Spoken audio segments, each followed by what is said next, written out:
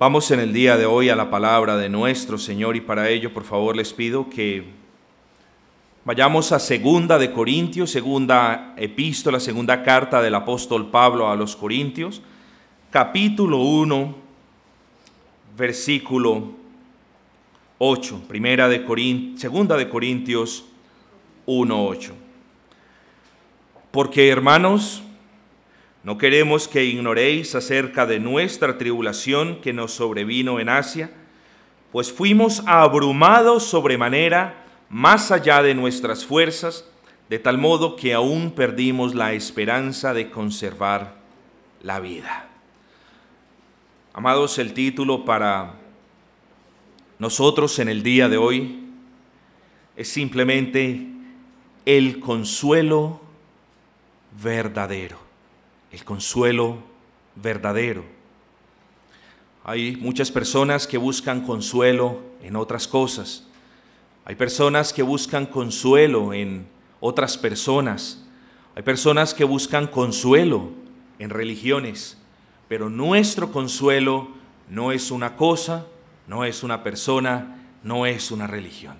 El consuelo del creyente es Cristo y solo Cristo. No puede haber consuelo duradero. Los demás consuelos son efímeros, son pasajeros, son titubeantes, son espasmódicos, pero el consuelo de Dios Padre a través de Cristo es el verdadero consuelo.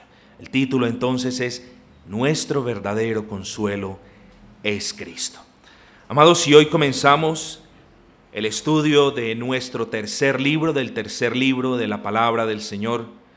Recuerden, hemos estudiado versículo por versículo literalmente el Evangelio de Juan, luego Colosenses y ahora vamos a estar un par de meses mediante el Señor en la segunda carta del apóstol Pablo a los Corintios.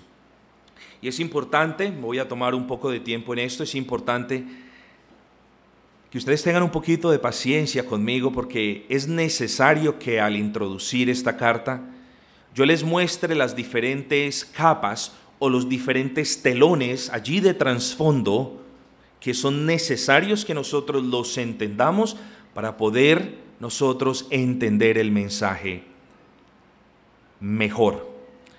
Recuerden cuando ustedes, si alguno de ustedes ha ido a una obra de teatro, recuerden los telones bajan, los escenarios cambian y es importante que nosotros tengamos esto totalmente visualizado como trasfondo mientras estudiamos la segunda carta del apóstol Pablo a los Corintios. Despleguemos pues en primera instancia el telón geográfico. La ciudad de Corinto queda en el sur de Grecia, de lo que hoy conocemos como Grecia. Queda en el sur de Grecia. La ciudad de Corinto está edificada en un monte, en la cima de un monte, más o menos que tiene una altitud de 600 metros. Como tal, podemos nosotros entonces inferir que la ciudad de Corinto era una ciudad prominente, era una ciudad elevada y era una ciudad virtualmente inexpugnable, es decir, una ciudad que era difícil de ser atacada. Por su altitud, por su prominencia, era una ciudad también supremamente importante en el carácter religioso, pero de eso vamos a hablar más adelante. Es muy importante que yo les dé a ustedes, que les dé a conocer estas cuestiones, porque ustedes van a entender más adelante el propósito de las palabras del apóstol Pablo. La ciudad de Corinto queda en un estrecho que comunica, por así decirlo, la parte de Atenas con el resto de Europa.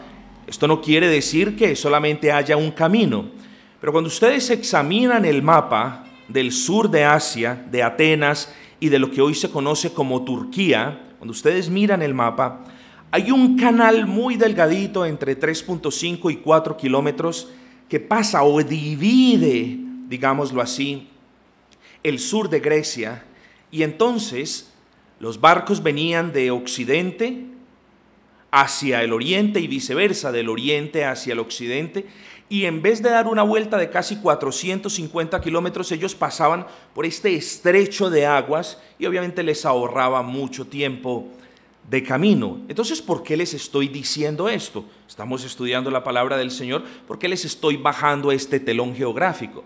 Porque a raíz de convertirse y de estar ubicada estratégicamente, Corintios se convierte en una ciudad aún más prominente, más importante en muchos aspectos que la misma capital, que Atenas. Entonces no es un error ni un disparate decir que en muchos aspectos la ciudad de Corinto, que queda 60 kilómetros al occidente de Atenas, era más importante que la misma Atenas. Podemos entonces nosotros ver cuál era la importancia de la ciudad de Corinto en aquellos tiempos.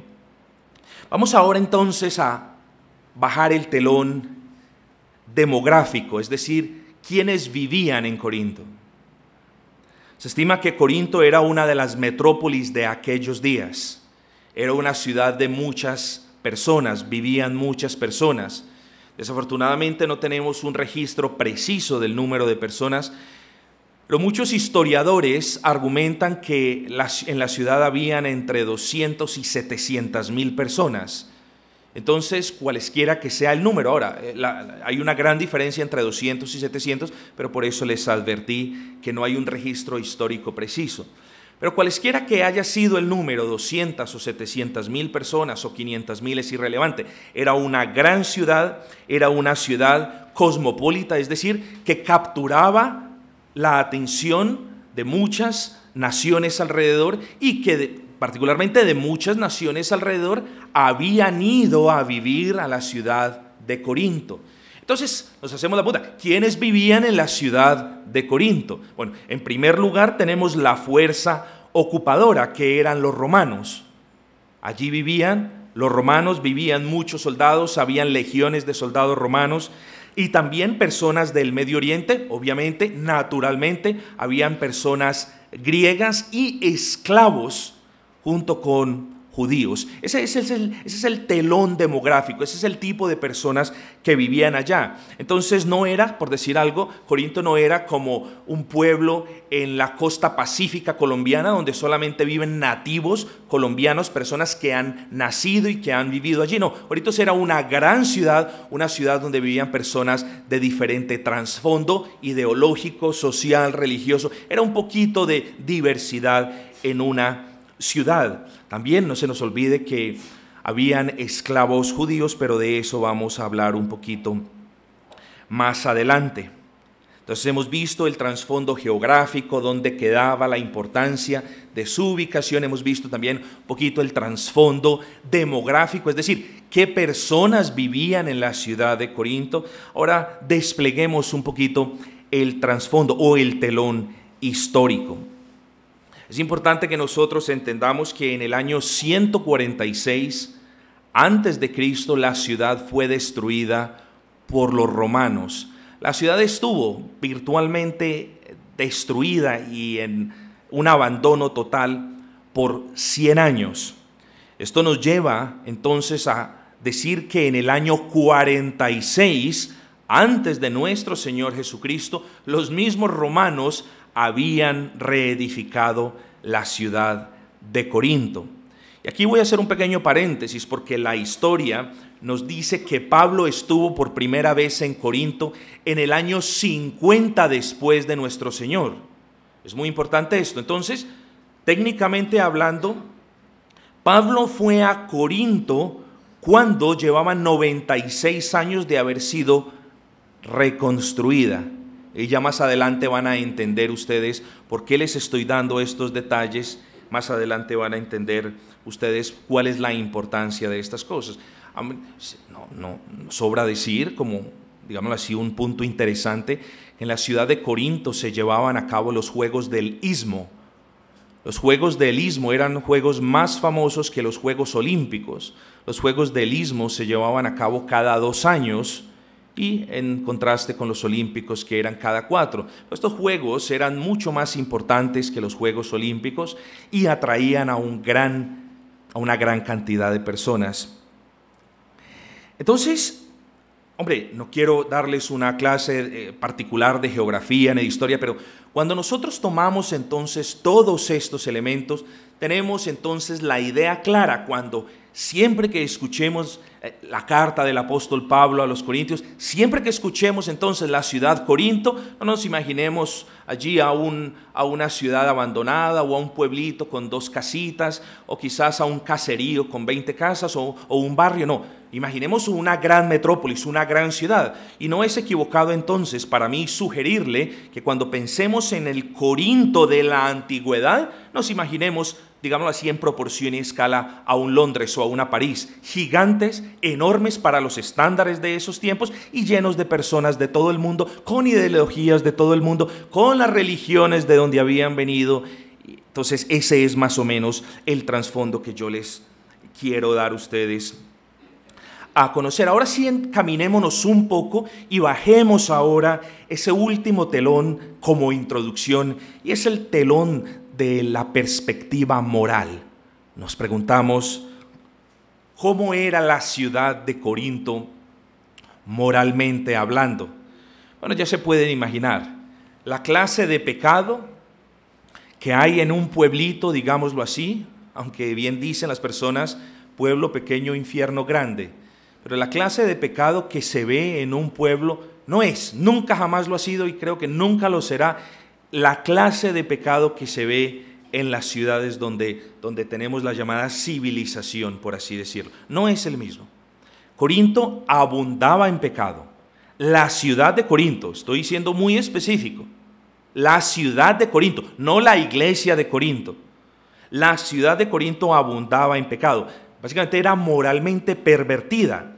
Por ejemplo, y esto es muy importante que nosotros entendamos, había una palabra muy de moda en aquel entonces que utilizaban todos aquellos que vivían en Corinto o que planeaban ir a Corinto.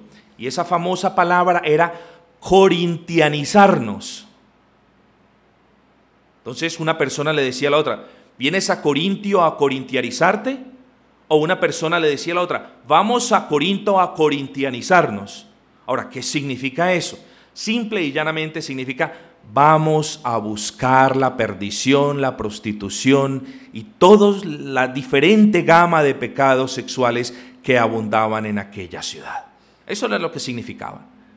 Amados, no quiero salirme del contexto de la hermosa palabra del Señor, pero desafortunadamente muchas de las ciudades nuestras en este país se han convertido en paraísos y destinos de turismo sexual. Es una desgracia, es una total desgracia que menores de edad, aún mayores, estén trabajando en este pecado y devengando de esta inmoralidad. Y entonces las ciudades nuestras, en especial una en la costa norte y aún Pereira, son destinos turísticos totalmente conocidos alrededor del mundo. Bueno, la ciudad de Corinto era un destino de turismo sexual muy conocido en aquellas épocas. Recuerden, estaba en una posición estratégica. Las personas necesariamente, a menos de que quisieran dar la vuelta por todo el sur de Grecia,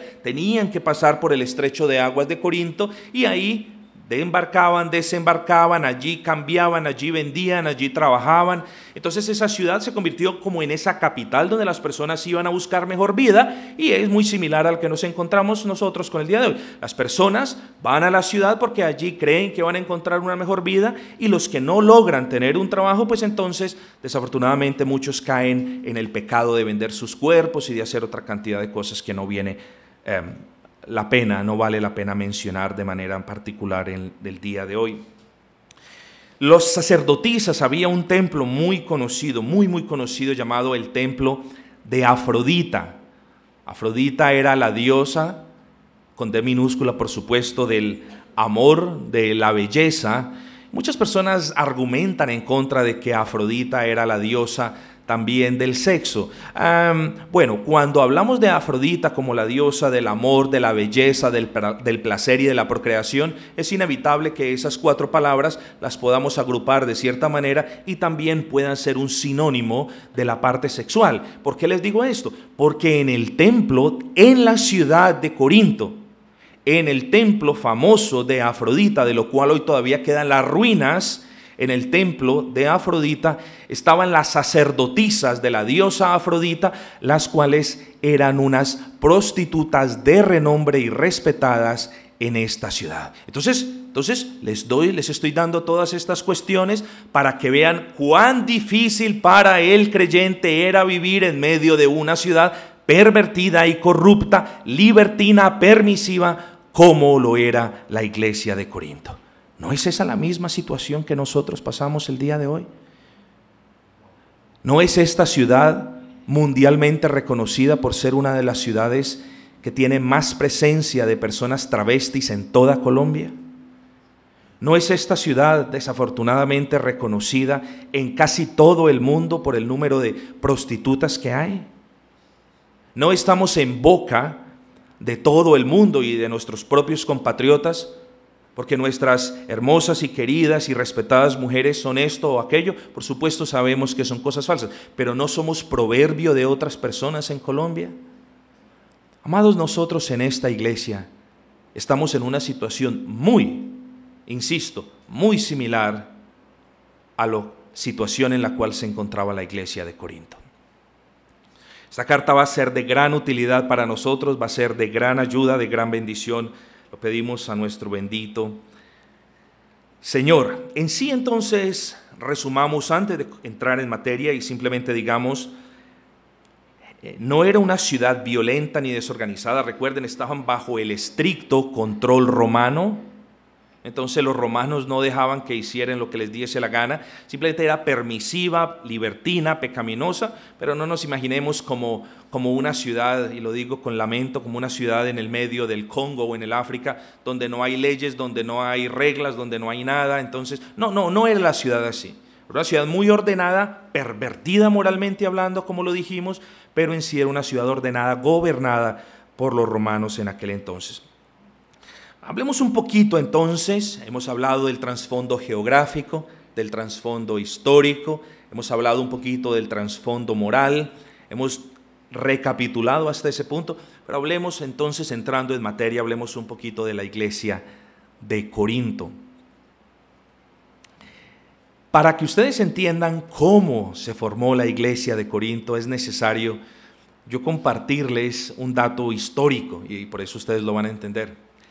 En el año 49 antes de nuestro Señor, el emperador romano Claudio emitió un decreto expulsando a todos los judíos de Roma. Esto fue en el año 49.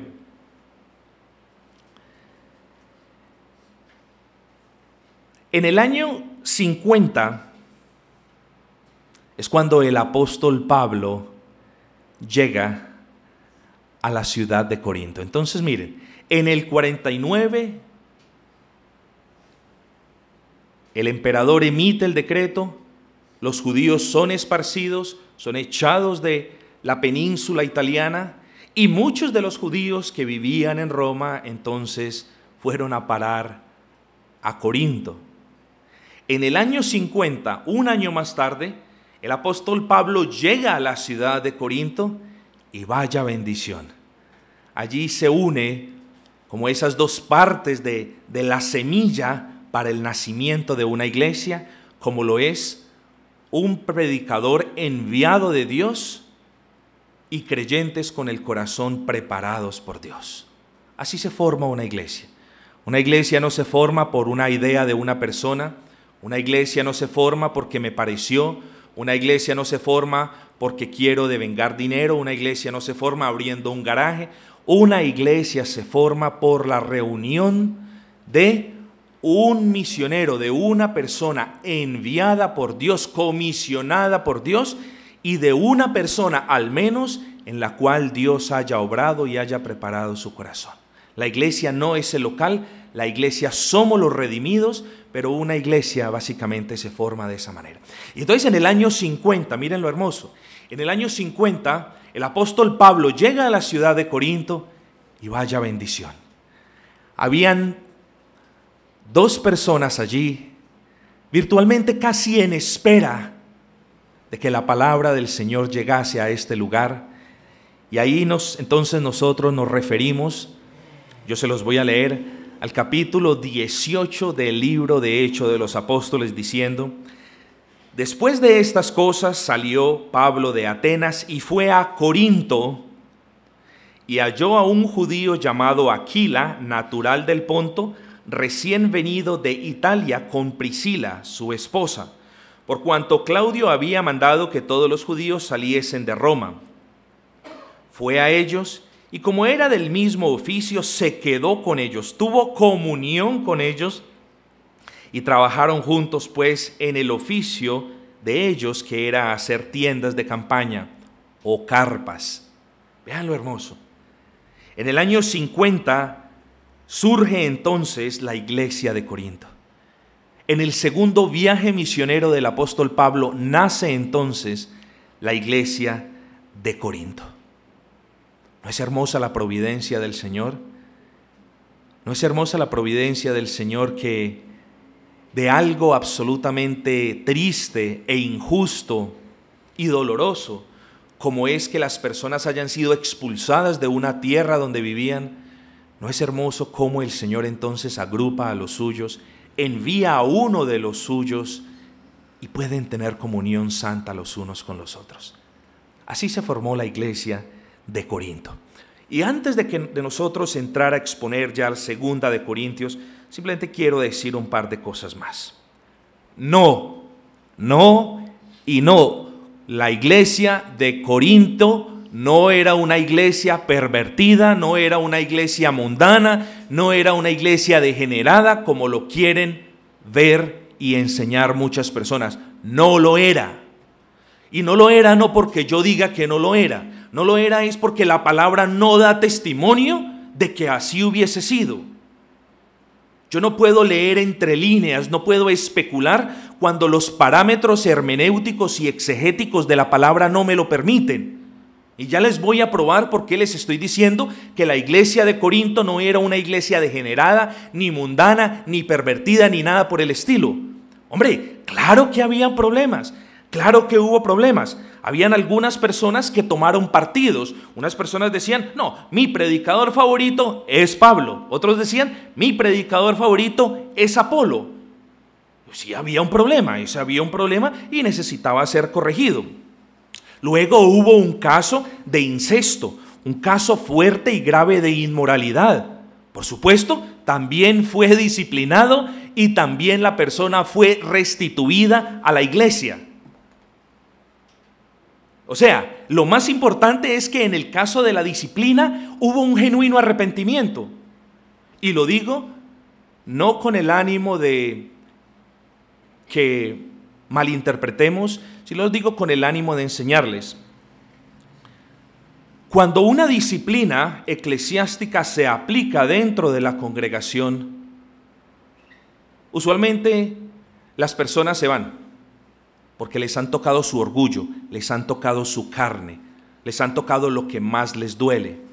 Pero cuando una persona verdaderamente es del Señor, una persona permanece, una persona soporta la mano del Señor que lo quiere corregir, y una persona últimamente santa, una persona que ha caído en pecado, que es disciplinada, es una persona que últimamente el Señor termina restituyendo a la congregación.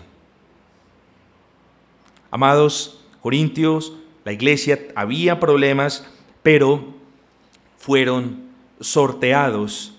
Hubo un problema de caso, de querella, es decir, un pleito judicial entre 2 hermanos.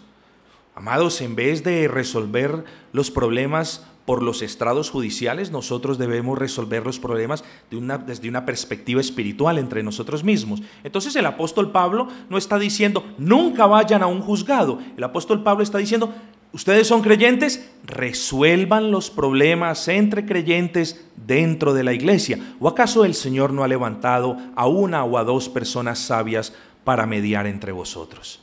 Entonces, sí habían problemas, no lo vamos a tapar, no lo vamos a negar, pero no eran de la magnitud como los modernos comentaristas quieren explicar. Había también un pequeño grupo de herejes, un pequeño grupo de personas y había también influencia de los judíos. Entonces, hermanos, este era Corintios. Les he dibujado, les he ilustrado, por así decirlo, todos los aspectos necesarios para que entremos en materia. Pero sin lugar a dudas, y antes de hacerlo, quiero probarles por la palabra que la iglesia de Corinto no era una iglesia degenerada, ni mundana, ni nada de esas cosas. La ciudad lo era, ellos no. La iglesia de Corinto en la iglesia de los corintios había abundancia de la gracia de Dios. Esto lo vemos en Primera de Corintios 1:4, dice: gracias doy a mi Dios siempre por vosotros, por la gracia de Dios que os fue dada en Cristo Jesús. Pablo se refiere a ellos como hermanos. Pablo se refiere a ellos como personas que han recibido la gracia del Señor. Pablo se refiere a ellos con alta estima. El Señor aprobó la iglesia de Corintios con las manifestaciones especiales del Espíritu Santo. Si la iglesia de Corintios hubiese sido un degeneramiento de iglesia, un relajo de iglesia, créanme que el Señor nunca hubiese sellado o autenticado los dones que se presentaron y de la cual los corintios no solamente fueron testigos, sino también fueron medios. Amados, es una incongruencia bíblica decir que la iglesia de los corintios simplemente era una iglesia degenerada, con muchos problemas, dividida, herética, profana. No, eso no es así. Entonces, la iglesia de Corintios tenía gracia y la iglesia de Corintios, el Espíritu Santo se movía y se manifestaba de una manera hermosa, prominente y única, porque lo que encontramos en Corintios de las manifestaciones del Espíritu no lo encontramos en ninguna otra carta del Nuevo Testamento. Y era una iglesia obediente. Eso lo vemos en 2 de Corintios capítulo 2 versículo 9. Porque también para este fin os escribí, para tener la prueba de si vosotros sois obedientes en todo. Esto se refiere a la persona que había caído en el acto de inmoralidad. El apóstol Pablo les exhorta a que lo restituyan, a que no sean ásperos con él después del tiempo en el cual él ya ha soportado la disciplina, y el apóstol Pablo los alaba, entre comillas, por su obediencia. Entonces, amados, miren una y otra vez la prueba bíblica de que la iglesia de Corintios no era un relajo ni era un desorden en lo más mínimo. Puedo y tengo anotados otros puntos, pero a raíz del tiempo me toca moverme ya un poquito más rápido. Hablamos de 3 cartas de Pablo a los Corintios. Hablamos de, técnicamente hablando, muchos argumentan que la primera carta o el primer manuscrito se perdió, nunca llegó a los Corintios. Y de eso nos habla Primera de Corintios 5:9. Luego tenemos la primera carta oficial, canónica, divinamente inspirada, que es lo que se conoce como primera carta del apóstol Pablo a los Corintios. Y últimamente tenemos, en último lugar tenemos la tercera carta en general, pero la segunda divinamente inspirada, la segunda que cumplió con las normas canónicas, y a eso lo le conocemos como la segunda carta del apóstol Pablo a los Corintios. La primera de Corintios es una carta práctica, es una carta que trata de la iglesia, de la vida de la iglesia, del servicio de la iglesia. La segunda carta es más enfocada hacia otros aspectos. Tiene gran contenido doctrinal, pero es una carta que el apóstol Pablo usa también en su propia defensa, defendiendo su apostolicidad. Entonces, más adelante vamos a hablar al respecto. Vamos entonces, habiendo tomado ya gran cantidad de tiempo, y me era absolutamente necesario describirles estas cosas, Porque si nosotros entendemos estas cosas, vamos a entender cuáles fueron los problemas, las tentaciones, las dificultades que la iglesia de Corintios vivió. Versículo 1, segunda de Corintios, Pablo, apóstol de Jesucristo, apóstol de Jesucristo. No vamos a hacer un estudio extensivo de lo que significa la palabra apóstol, pero apóstol significa una persona que cumple con ciertas condiciones. En primer lugar, tenemos una persona que que vivió durante el ministerio de Cristo en la tierra. Número 2, una persona que fue directamente comisionada por Cristo. Entonces nos hacemos la pregunta, queridos amigos, ¿qué pasa con los apóstoles de hoy en día? ¿Son o no son apóstoles? Bueno, ellos se pueden llamar como quieran. ¿Sí me entienden? No quiero que entremos. No, ellos se pueden llamar como quieran, se pueden llamar dioses, pastores, señores, apóstoles, profetas, lo que quiera, como quiera que ellos se llamen, permítanle que se llamen de esa manera. Apóstol de Jesucristo significa una persona que vio, a Cristo resucitado. Apóstol de Jesucristo es una persona que fue directamente, verbalmente comisionada por Cristo y una persona que estuvo mientras el Señor ministraba aquí en la tierra. Y nos hacemos la pregunta, pastor, pero aquí hay un problema grande porque Pablo no andaba con los apóstoles, porque Pablo no vio o no fue testigo de la resurrección de Cristo. Pero miren lo hermoso, amados. Pablo no fue testigo de la resurrección de Cristo, pero el Cristo resucitado se le apareció a Pablo. Y a nadie más, a Pablo.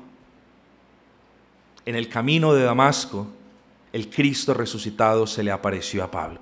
Número 2, Pablo no fue comisionado, digámoslo así, directamente por Cristo, verbalmente por Cristo, persona a persona, pero sí que fue comisionado de una manera especial.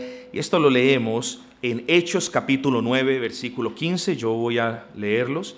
Hechos 9, 15. Ve, Ananías, porque instrumento escogido me es este. Yo he escogido a Pablo para que sea mi instrumento para llevar mi nombre en presencia de los gentiles y de los reyes y de los hijos de Israel. Versículo 16, muy importante para el tema de hoy.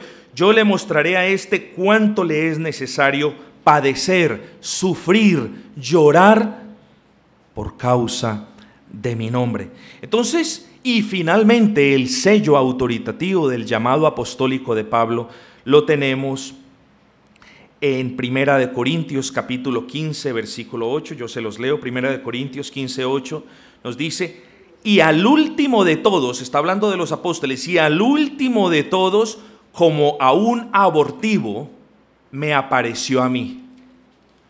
Como la versión inglesa traduce esta palabra, y como fuera de tiempo, es decir, después del tiempo estipulado, como a alguien muy especial, el Señor Jesús se le aparece al apóstol Pablo.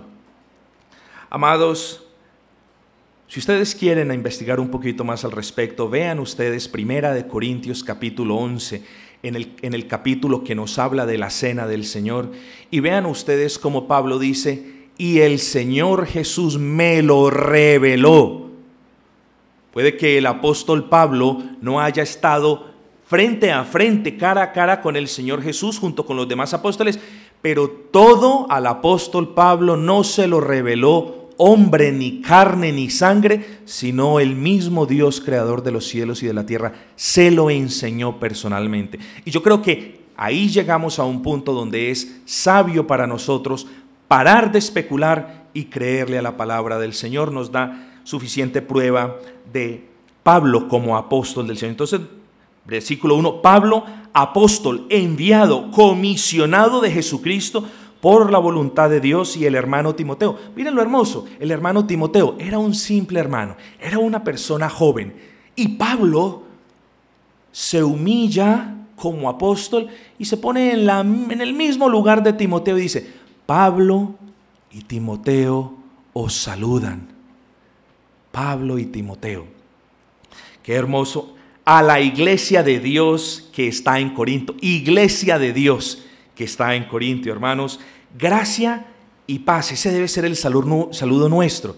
Yo no les estoy diciendo de que no digan Dios te bendiga. No les estoy diciendo eso. Pero miren el significado hermoso, gracia y paz.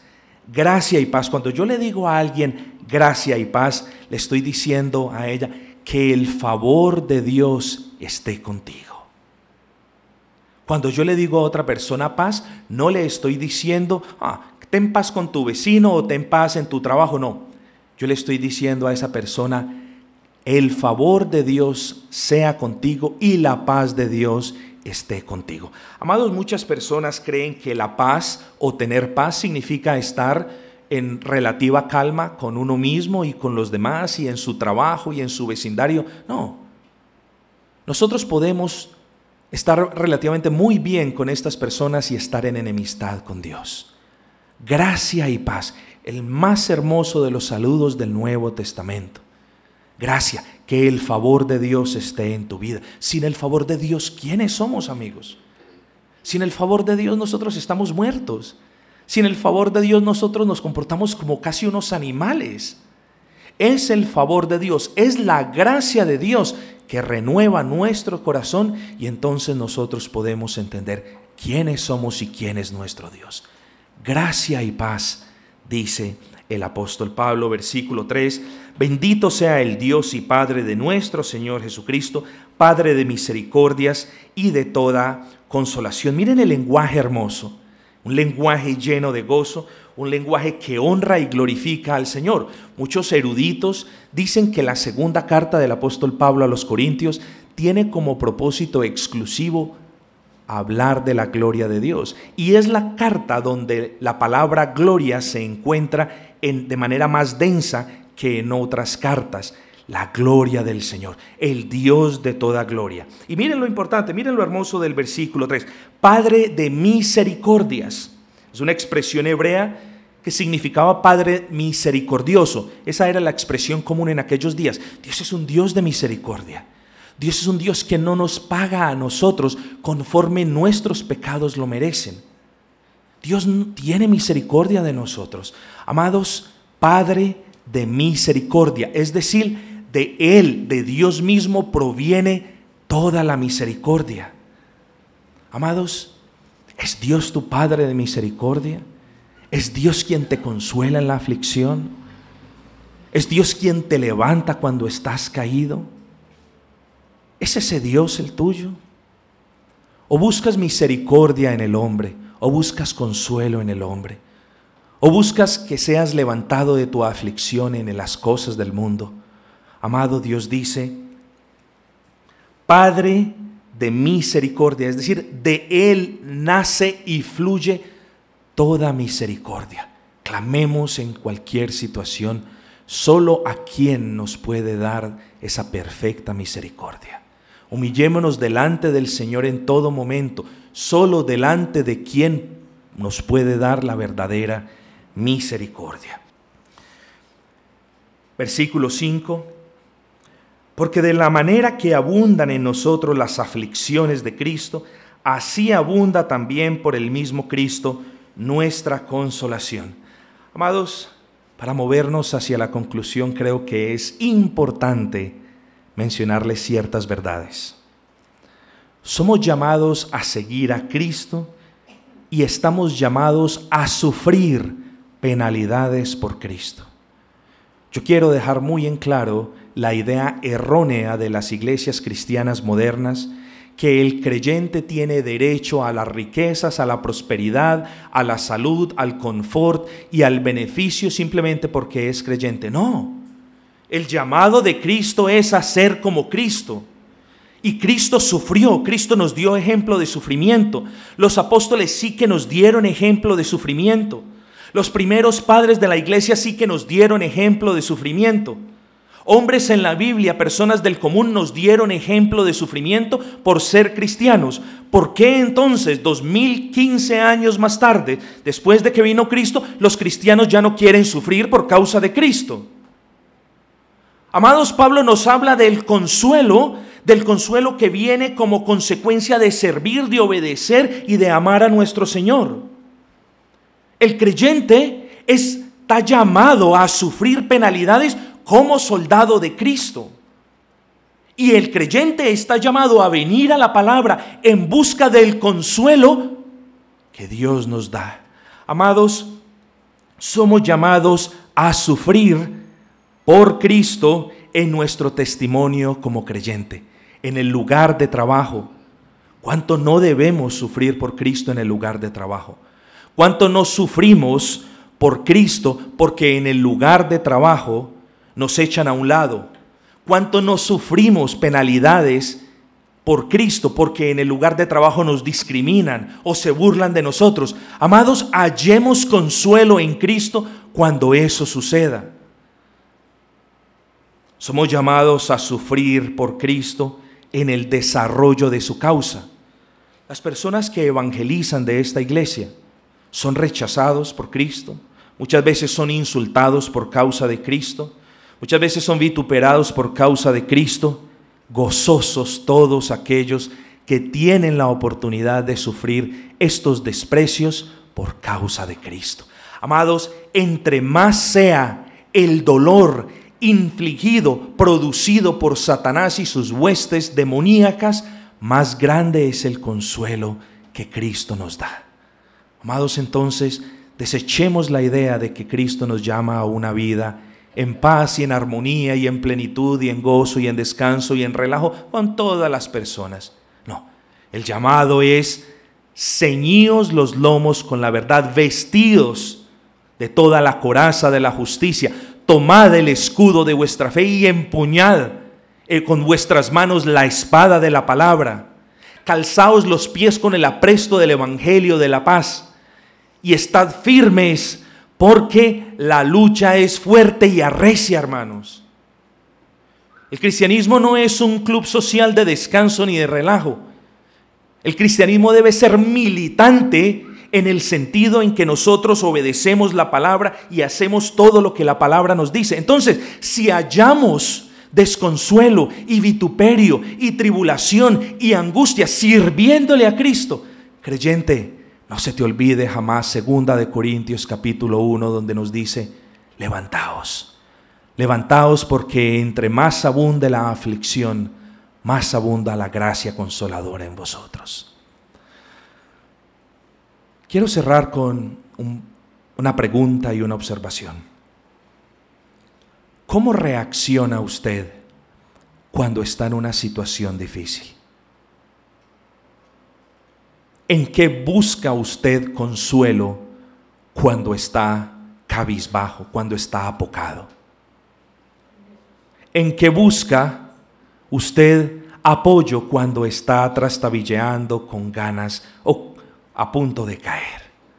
Amados, en el mundo, ni en las cosas del mundo, ni en las personas del mundo, hay una fuerza lo suficientemente grande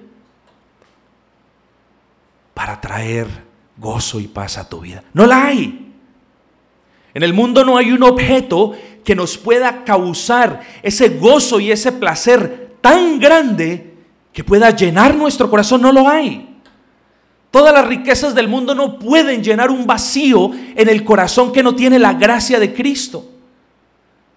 Todas las pertenencias, las comodidades, los placeres en el mundo no pueden llenar ni siquiera de una manera mínima lo que el corazón del hombre necesita cuando está angustiado, atribulado.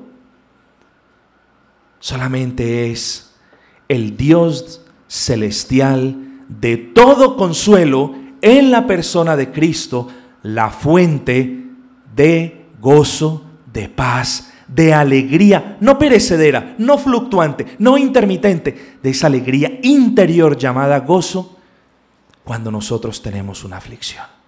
Amados, el llamado en esta mañana es que nosotros siempre apelemos al consuelo que Dios nos trae en la persona de Cristo. Fuera de Cristo no hay consuelo. Fuera de Cristo hay pañitos de agua tibia. En las personas el consuelo temporal va a estar allí hasta cuando las personas estén de mal humor y nos den la espalda, hasta cuando las personas mueran y no hayan más. Pero en Cristo, que es el Dios que vive eternamente y para siempre, siempre hay una fuente de consuelo. No importa la situación en la cual te halles tú hoy, no importa la situación en la cual tú estés sumido, clama al Padre de misericordias. Si la situación en la cual estás ha sido por causa del pecado, regrésate del pecado. Mira cómo el pecado ofende al Señor. Dile al Señor que te conceda la gracia del genuino arrepentimiento. Pide perdón. Pero si tú estás hoy angustiado, atribulado, cargado por causa de tu vida como creyente y de tu servicio a Cristo, bienaventurado eres tú, porque para ti, quizás más que para cualquier otro, hay una fuente abierta de misericordia, de gracia y de consuelo, y esa fuente es Cristo. Quiera entonces el Señor darnos a nosotros la gracia para siempre clamar a Él en momentos de desánimo, de desaliento, de angustia, de tribulación. Quiera el Señor evitar que nosotros busquemos en una persona o en un objeto cualquier tipo de consuelo. Y quiera el Señor darnos la gracia para siempre recordarnos en medio de la angustia que es a Cristo a quien debemos ir. Amén.